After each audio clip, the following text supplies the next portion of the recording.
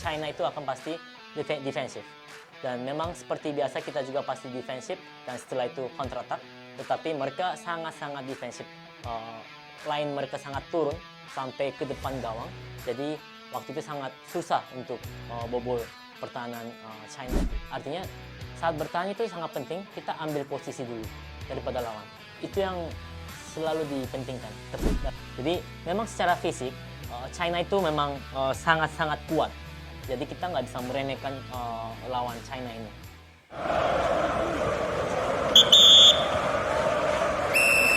Hai semuanya, hari ini bersama JJ di sebuah program baru bernama Sepak Up.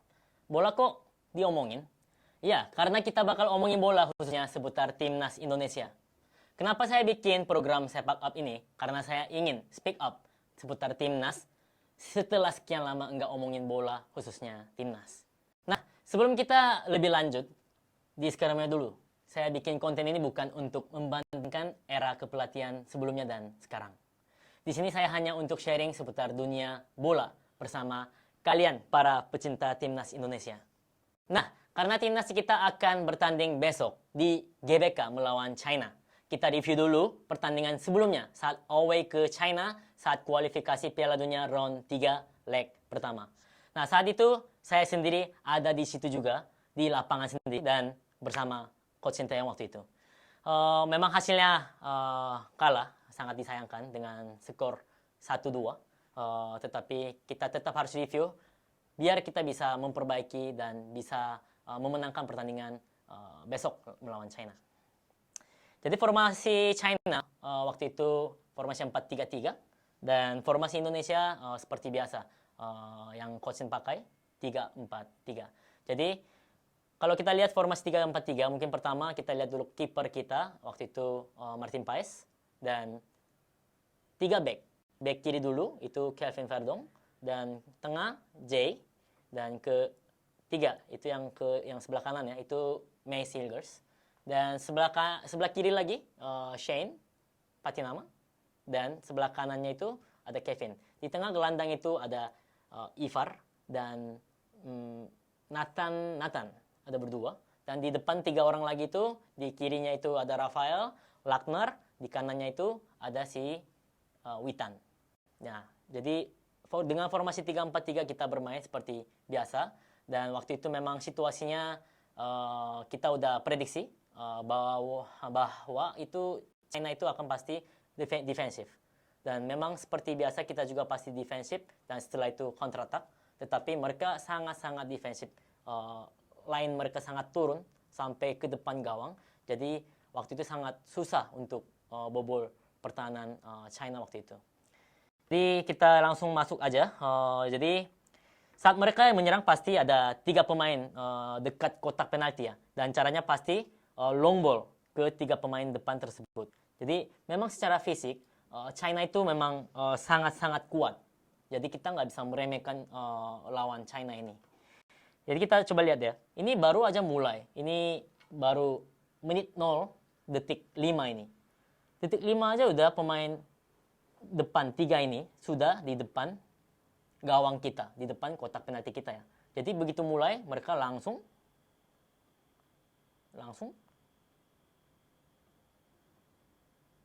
dari sini tendang long ball. Baru awal mulai tapi mereka sudah ada 3 pemain depan. Mereka sistemnya seperti itu waktu itu. Jadi bola dimanapun 3 pemain depan ini selalu di depan kotak penalti. Jadi otomatis jadi bagaimana? Ini lihat ada si Nathan, ada Ivar di sini. Mereka berdua ini gelandang, tetapi di sini ada 4 orang ya, mungkin 4 orang di sini ya. Ini 4 orang lawan 3. Jadi 4 lawan 3 otomatis jadinya. Dan kita bisa lihat di sini juga space-nya sangat banyak. Mereka selalu menyerang dengan cara seperti ini. Ya, ini baru mulai ya. Coba kita lanjut lagi pasti akan banyak momen-momen seperti ini. Nah, ini menit ke-5, detik ke-19. Nah, ini sebenarnya saya mau bukan kritik, tetapi saya mau komen aja tentang May Silgers. Jadi saya bukan bilang kualitasnya si May Silgers jelek, karena memang dia sudah terbukti di di timnya dia sendiri bahwa dia memang sangat-sangat kualitas baik gitu. Jadi mungkin bisa aja mungkin tidak cocok sama timnas, bisa jadi karena timnas Korea pun sama juga seperti itu. Timnas Korea banyak yang jago, banyak yang bermain di IPL, banyak yang main di Bundesliga, tetapi tetap juga kalau udah di timnas itu mereka susah dapat chemistry-nya. Jadi sampai kemarin tuh seri-seri terus, dan pertandingan terakhir lawan Cina di bulan Juni tahun kemarin pun sama Korea lawan China waktu itu. Skuad segitu bagus tapi hanya bisa menang dengan skor 1-0 aja. Maksudnya dari sini kita bisa prediksi ya, dan kita bisa antisipasi bagaimana harus persiapan kita secara mental. Jadi kita bisa lihat di sini May Silgers setelah passing dia selalu lari ke ini, padahal ini nggak perlu di sini, harusnya stay di sini. Kan posisi dia apa itu waktu itu di back kanan ya, back kanan. Nah, kita harus ingat dulu pertama, back itu tugasnya apa? Betul, jaga pertahanan. Artinya tugas pertama dia itu harus fokus bertahan dulu, bukan untuk menyerang. Maksudnya kita bisa aja di awal bisa meremehkan China karena China waktu itu memang poinnya juga kecil dan memang dinilai di grup ini paling lemah di sini. Jadi bisa aja mungkin lengah atau bagaimana, tapi harusnya Messi harusnya tahan di sini dan membuat peluang atau membuat ruangan kosong buat si Witan harusnya. Jadi bisa terima bola di sini dan bisa kombinasi di sini harusnya ya. Nah, ini yang satu. Ini sama juga sebenarnya, maksudnya 3 pemain lagi ya di depan, dan pemain China yang crossing posisinya di mana? Coba lihat ya. Dari sini udah crossing, jarang terjadi ya di menit-menit awal. Jarang banget terjadi. Biasanya crossing di sebelah mana? Kotak penalti biasanya. Tapi dia di sini loh. Tapi udah crossing dari sini. Mereka taktiknya hanya itu satu waktu itu. Satu lagi counter attack. 2 itu aja mereka waktu itu lakukan. Nah, lihat. Udah ada 3 pemain di sini. Pasti 2 orang yang jago heading, satunya yang cari blok kedua. Selalu caranya begitu. Otomatis gelandang kita di mana? Kan jauh kan pasti. Karena bola di sini otomatis gelandang kita di sini. Dan yang mereka yang mereka sasarin itu yang ini. 3 pemain di sini. Biar jadi 4 lawan 3. Bukan lagi mereka langsung lewat dengan cara seperti ini. Nah, oke, kita lewat. Oke, ini juga sama sebenarnya, Mes. Sorry, bukan mau menjelek-jelekan Mes. Tetapi ini sambil analisa kemarin, ya memang ada masalah yang terlihat. Jadi saya komen. Lihat ya, ini posisinya kita lagi menyerang, bola passing ke belakang. Nah, sekarang Mes posisinya di mana? Di sini, di situ. Tapi dia di kanan sini.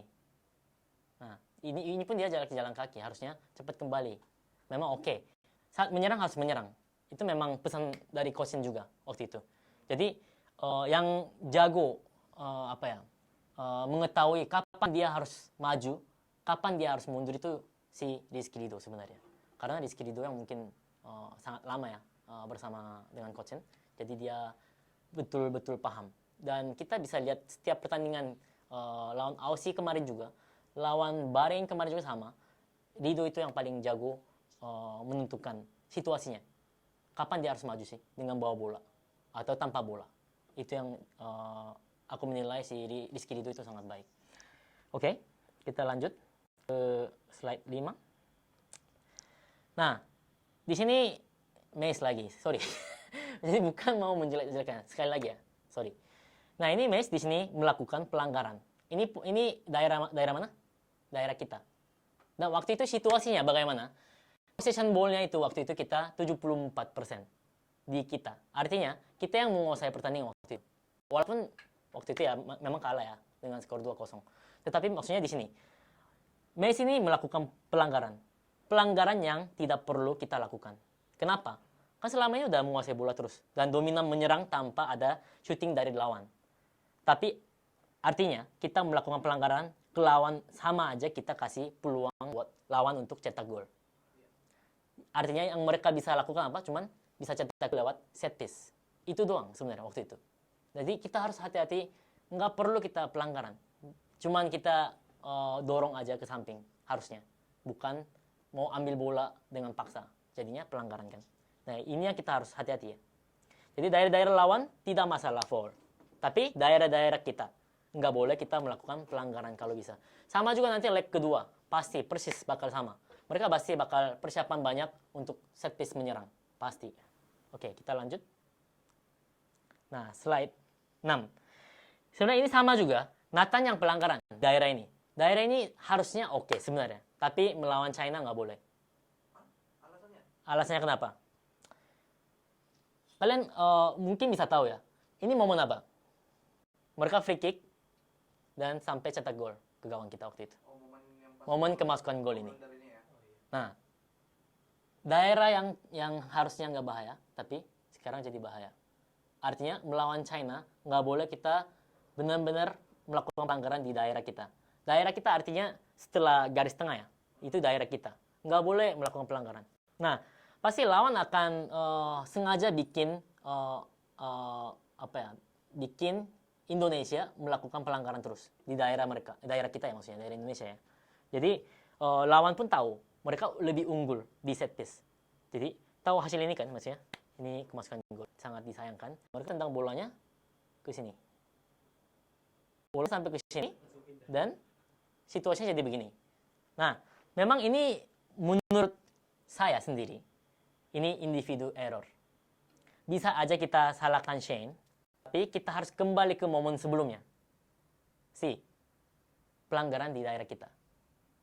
Sebahaya apa? Kita bisa mengetahuinya ya maksudnya. Ya, memang Shane pun harus lebih fokus sampai bola out harusnya.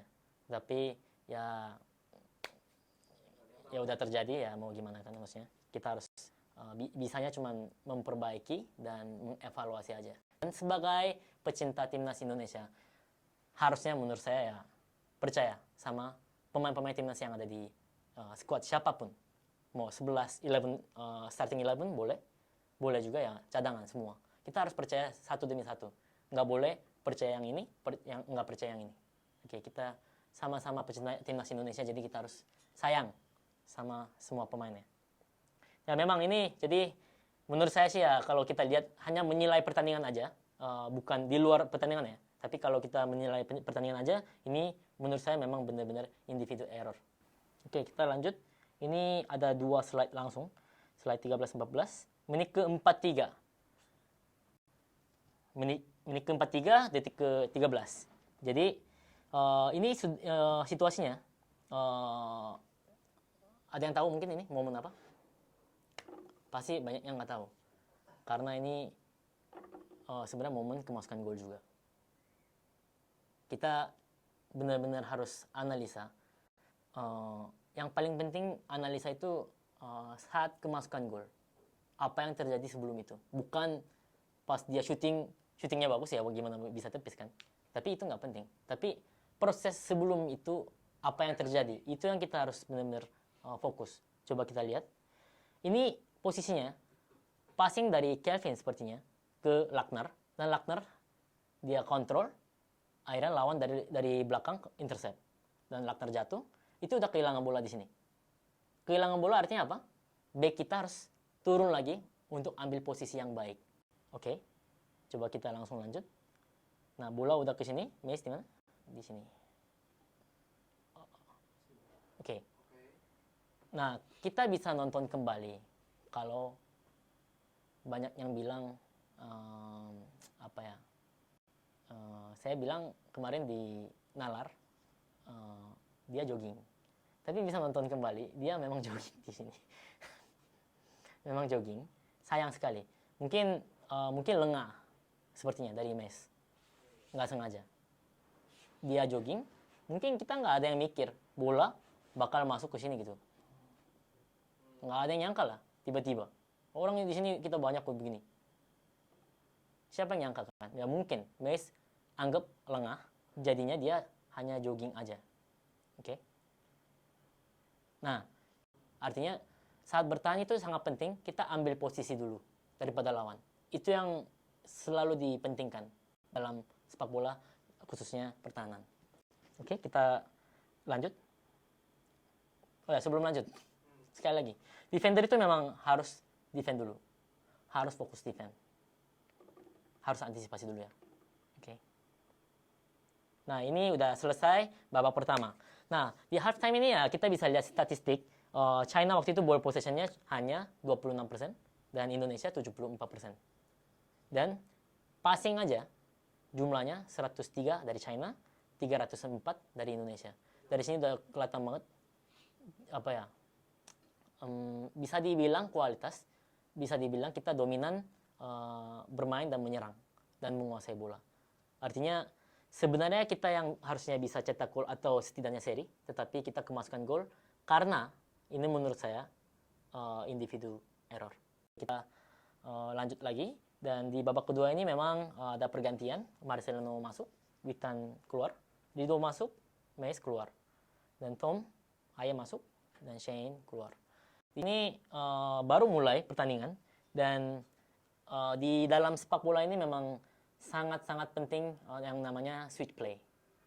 Nah, ini lihat sekarang Kelvin dari sini tendang ke sini.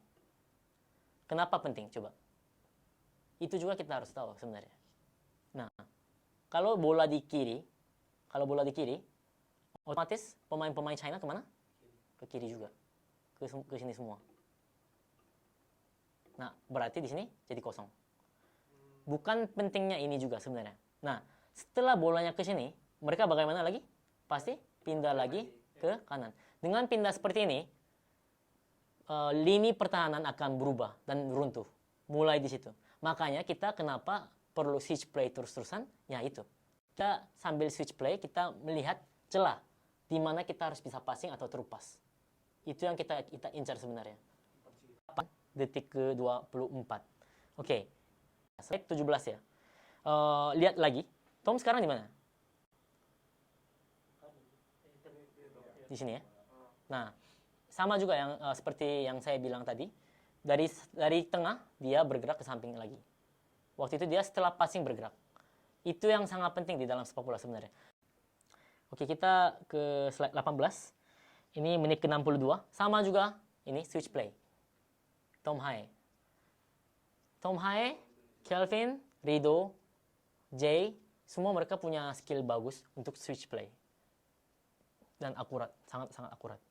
21 sama juga, switch play, Kelvin. Kelvin yang switch play terus waktu itu. Kelvin, Tom, ya Rido, waktu itu gitu. Sangat baik. Dan ini 22 dan 23. Kita bisa lihat ini maksudnya apa. Ini siapa yang bawah ini? Nah, Aran memang masuk di babak kedua, di menit-menit akhir ya. Aran lempar memang membahayakan. Dan kita mungkin yang nonton bisa sama ya, mau corner, mau lempar. Tapi yang terima bola itu beda banget. Kalau corner masih bisa prediksi, tapi yang lempar itu nggak bisa prediksi. Nah, jadi sebenarnya apa ya, yang saya sedikit ragu kenapa Aran nggak dipakai gitu kedua pertandingan kemarin sebenarnya. Karena menurut saya ya dia punya kualitas yang baik juga dan kerja kerasnya dia itu yang membuat mental pemain-pemain lain itu yang jadi kuat. Jadi akhirnya ini momen cetak gol ya. Dan lempar ke sini dan bolanya ke sini. Tom langsung dari sini shooting. Nah, waktu itu cetak gol. Nah, lihat kenapa Aran bisa membahayakan? Karena China pasti tahu kemampuannya Aran. Jadi pemain-pemain China di mana semua? Di dalam kotak penalti semua. Nah, kita di sini bagaimana? 4 orang free. Berarti kita cari bola kedua sebenarnya. Memang juga kalau dari sini masuk langsung lebih bagus. Tapi cari bola keduanya lebih penting sebenarnya. Ketika bola ke sini, shooting. Bola ke sini, shooting. Bola ke sini, shooting. Itu yang kita harus cari sebenarnya. Nah, ketika lawan China, apakah Aran akan dipakai? Itu juga mungkin menjadi point of view dari saya sendiri sebenarnya. Karena ya mungkin kalau lagi menang nggak masalah ya. Tapi kalau lagi kalah atau lagi seri situasinya, Aran harus main sih. Ini soalnya memang kemampuan yang tidak semua pemain bisa punya. Oke, kurang lebih kita sudah menganalisa pertandingan lawan China leg pertama, mereka seperti apa dan kita juga harusnya bagaimana. Itu yang saya bicarakan. Memang belum tentu ya saya benar semua, dan mungkin teman-teman juga bisa bikin komen kira-kira mungkin yang mana yang harus lebih perbaiki lagi atau yang mana yang baik, mungkin bisa komen juga di sini. Dan mungkin kita lanjut lagi ke preview lawan China leg kedua. Oke, kita lanjut lagi preview pertandingan lawan China leg kedua. Kita prediksi dulu line up Indonesia seperti apa. Di sini J yang tengah. Sorry, kiper dulu ya. Kiper pastinya Pais nggak bisa main ya. Pais nggak bisa main, jadinya Emil. Kayaknya Emil sih main. Emil main. Emil debut ya berarti ya, debut pertama kali. J tengah, kiri Justin Hubner, dan di kanan ini Mace. Bukan. Tapi Rido yang main. Kanan Kevin Dix, di tengah sini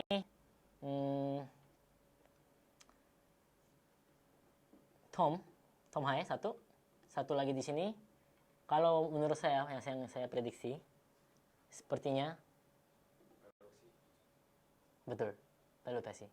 Joey Pelupesi ya. Joey. Dia kemarin bermain bagus, serius. Dia kan kemarin analisa juga kan pertandingan lawan Bahrain. Wah, dia bukan geraknya. Ini sebenarnya yang coach selalu tanamkan juga salah satu. Ini dasar sepak bola. Lihat situasi. Wah, sampai dapat bola dia 5 kali lihat. Itu Messi yang begitu biasanya. Makanya Messi nggak banyak lari juga bisa jago. Nah, Pelupesi di sini. Dan kiri pastinya Kelvin Verdong. Nah, di kiri ini sepertinya Rafael Strike, dan tengah ini Ole pasti. Kanan? Oh iya, Lili Pali. Karena Lili Pali cetak 3 gol katanya di uji coba kemarin. Nah, uji coba internal kan. Lili Pali hat-trick kan Lili Pali. Hat-trick, jadi sepertinya Lili Pali akan dicoba dan jadi debutan untuk PK. Comeback ya. Nah, itu yang saya prediksi. Nah, yang kita harus hati-hati di sini. Ini yang kita harus preview ya. Maksudnya menurut saya apa yang kita harus lakukan gitu. Maksudnya untuk Indonesia. Kan mereka pasti pegang bola di sini, mereka crossing. Apa yang kita harus lakukan coba untuk antisipasi ini? Kita nggak boleh kasih crossing. Menurut saya, mereka nggak akan passing tengah. Nggak ada. Passing tengah pun untuk ke samping, pasti. Artinya, passing ke sini, pasti untuk ke samping. Paham nggak? Jadi nggak mungkin mereka ke tengah, mereka balik badan, passing terupas. Nggak akan ada. Tapi mereka passing samping, berarti kita nggak boleh kasih crossing. Caranya bagaimana? Kita harus siap-siap. Biasanya untuk bertahan, biasanya kita jaraknya seperti ini. Biasanya. Tapi sekarang harus lebih dekat. Antisipasi. Dia nggak mungkin kayaknya gini sih. Dan terupas ke sini. Jarang terjadi. Ya memang kita bisa harus antisipasi, dan kalau ke sini pasti si Justin akan bisa cover ke sini. Itu juga kita harus antisipasi, tapi kalau ke sini bola kita harus nggak boleh kasih crossing. Itu nomor 1. Yang penting nggak kasih crossing, mereka nggak bisa ngapa-ngapain. Udah nggak ada cara lagi. Pasti bingung. Nah, ketika kita analisa lawan, kita harus lihat keunggulan lawan itu seperti apa. Dan mereka pakai cara apa untuk menyerang. Itu nomor 1. Itu aja kita halangi atau kita ganggu terus, mereka nggak bisa ngapa-ngapain. Bingung mereka. Pasti. Selama saya di timnas 5 tahun, itu yang saya rasakan selama ini. Jadi analisa memang penting juga, dan kita harus mengeksekusi yang baik juga di dalam lapangan. Jadi ini sih paling penting. Dan satu lagi, mungkin kita pernah lihat ya di pertandingan kemarin, lawan Bahrain pun sama. Ketika kita lagi menyerang, coba kita lihat ya satu. kalau kita corner atau set piece di depan di daerah lawan ya, pasti lawan kan begini semua ya di sini. Nah, semua di sini kan. Tapi yang bahayanya itu, jadi gini, ketika kita menyerang, kita harus siap-siap bertahan. Itu namanya transisi. Transisi negatif maupun transisi positif. Tapi lawan Cina harus hati-hati transisi negatifnya. Nah, mereka sangat-sangat cepat untuk serang balik. Misal, kita corner. Selalu ada 2 orang harusnya. Selalu. Dan ini pun yang cepat biasa. Makanya selalu yang ada di sini biasanya Yakob Sayuri atau Anae yang cepat-cepat biasanya. Dan yang tinggi-tinggi untuk heading ke sini, masuk ke dalam semua. Ini yang harus kita hati-hati. Ini. 2 itu sih sebenarnya China. Cuman 2 itu. Kita memang kemasukan 2 gol waktu leg pertama, tetapi selain 2 momen itu kita tidak ada ancaman apa-apa dari mereka. Sama sekali. Jadi yang kita harus hati-hati 2 ini. Besok yang penting kita fokus dan yang penting blok crossingnya lawan dan blok juga serang balik dari lawan. Itu sih poinnya. Itu yang semoga timnas Indonesia bisa melakukan yang baik dan penampilan yang baik juga. Semoga bisa menang. Oke, demikian analisa dan preview lawan China leg kedua tadi. Jadi semoga timnas Indonesia bisa menang di pertandingan besok di GBK. Semoga bisa bahagia semua ya setelah match. Dan after match kita akan bertemu lagi di sepak up berikutnya. Bola kok diomongin?